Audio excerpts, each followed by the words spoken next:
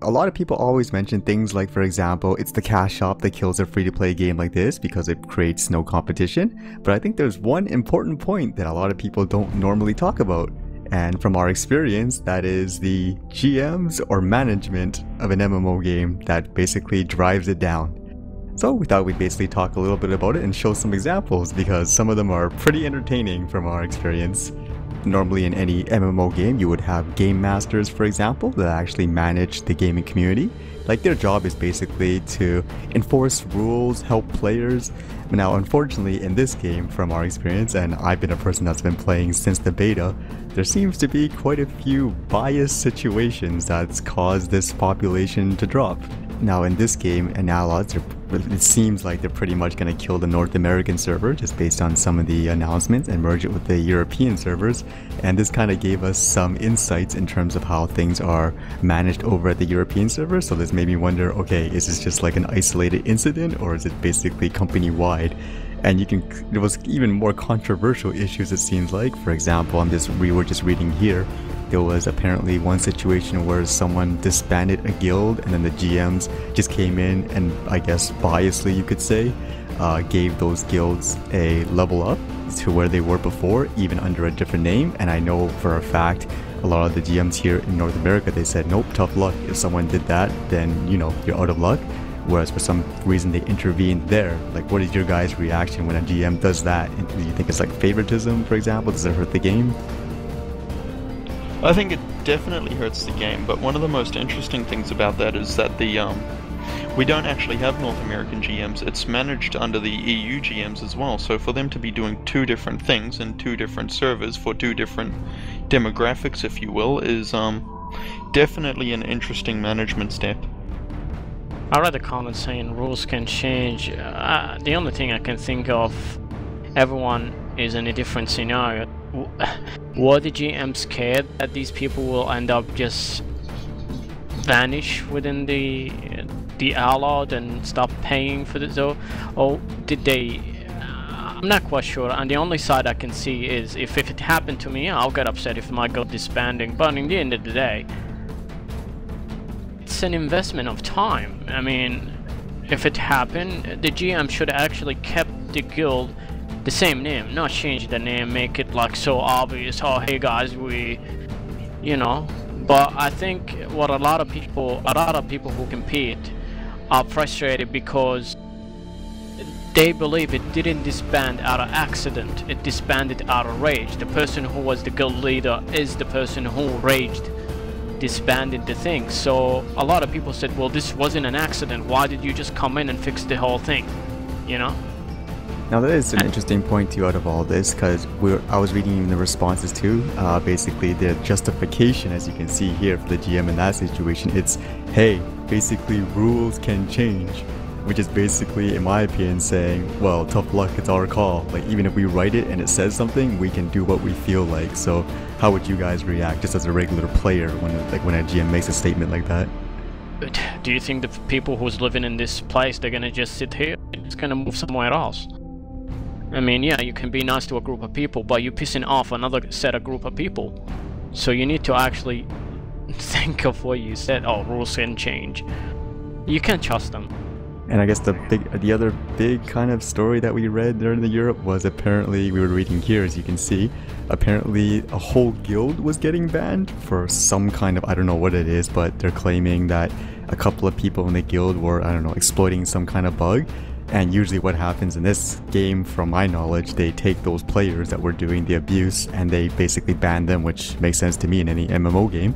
Except in this situation, for some reason, the GM decided to ban everybody in the guild. So literally, even people that just joined it, even if they weren't part of whatever exploit this was, they banned them too. Now to me, that seems like an extreme abuse of power, an extreme bias that could just, you know, destroy like a gaming community. Well, there's two sides of the coins, and I suppose a lot of people were saying 80 people, that's a big chunk of work that the GM need to actually investigate and whatnot, and I'm not quite sure how long this investigation takes, to be honest. Some of them might take 3 months, 4 months, who knows. And I think the GM who put the hammer on here just said, well, ban them all, we figure it out afterward.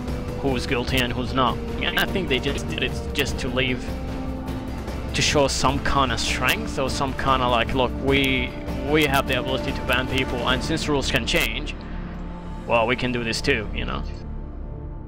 I guess ultimately people will be wondering, well, why did they do this? Like, what reason there could be? In my opinion, I even said it before, I kind of refuse to believe there's anybody that has like that, how do you say, level of intelligence to make those kinds of decisions in kind of an irrational way.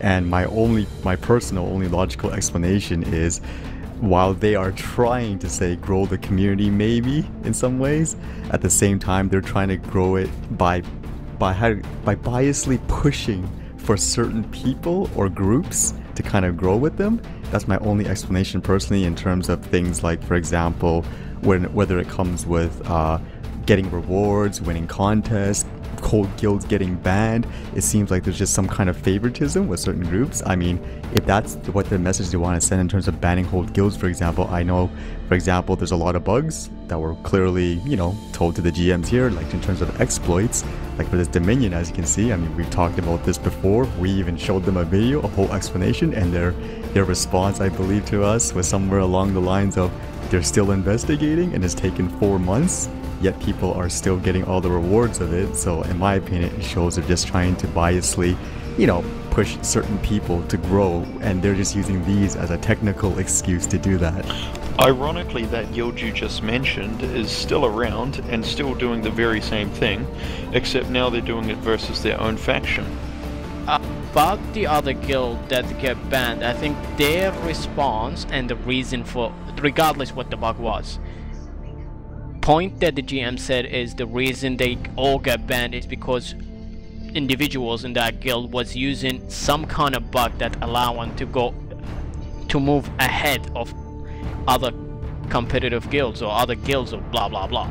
So I mean, is it up to the GM to decide what type of bug it is? Is it gold? Is it gear? Is it, I mean, to be honest with you, I think the GM had no crap about this game. They don't even play it. So I mean, it's probably him listening to one side of the bucket or one side of the whatever, and asking, oh, is this a bug, guys? I think these guys are, you know, and if they said yes, he agree on it. If they said no, he doesn't agree on it. But who is he listening to, or who they listening to? I have no clue.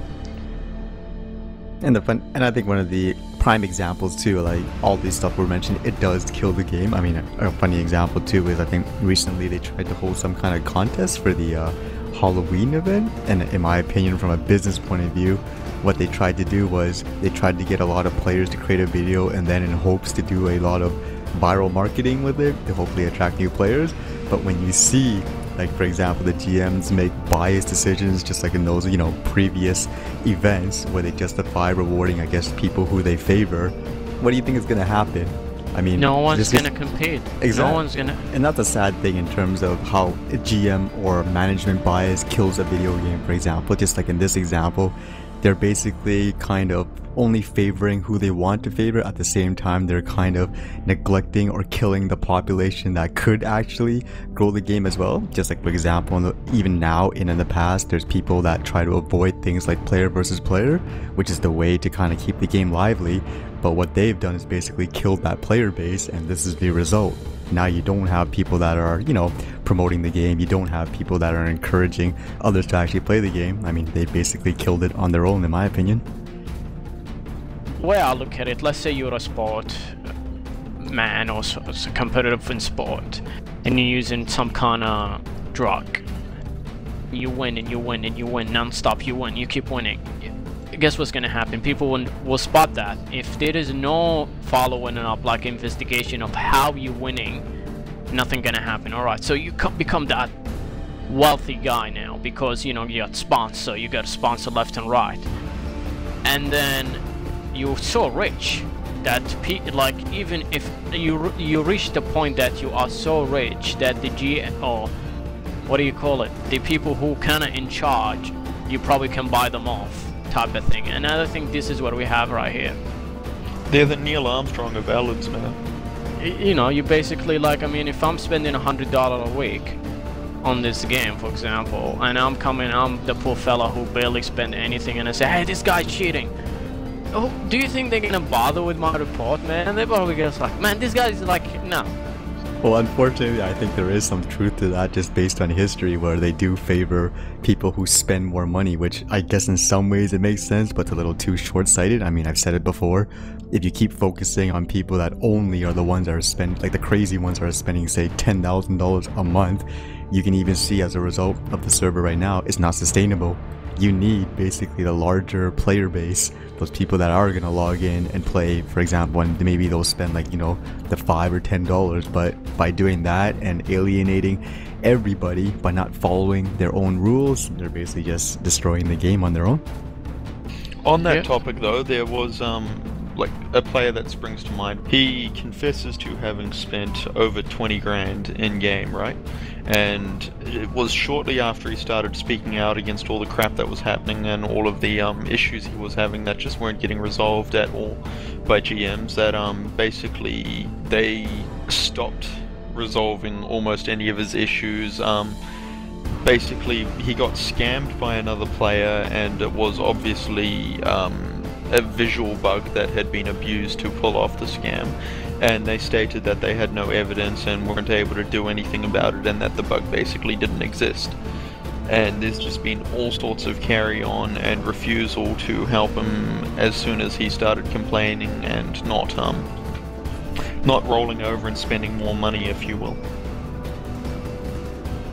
And I even know, like I said, I've personally been playing this for quite a while, and while people would talk about things like, oh my god, it was because of certain patches and so forth, it's because of pay-to-wins that killed the game and all that, in my personal opinion, what killed the game the most and still does is the management, in my opinion. I played like, you know, other MMOs before. I even played like games like EverQuest, for example, and usually they had like a lot of good support, which is, in my opinion, why games like those kind of survive in the long run. Whereas this game, I don't understand. This game is kind of the textbook example, in my opinion, on how if you want to see how a game master or a management can completely destroy like a massive multiplayer online game, this is the example, in my opinion.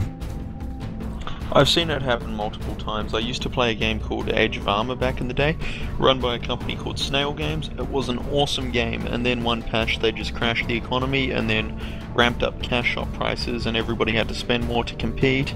And then about a year after that, once they'd bled the community dry, they shut down the server. Sad. It's just sad.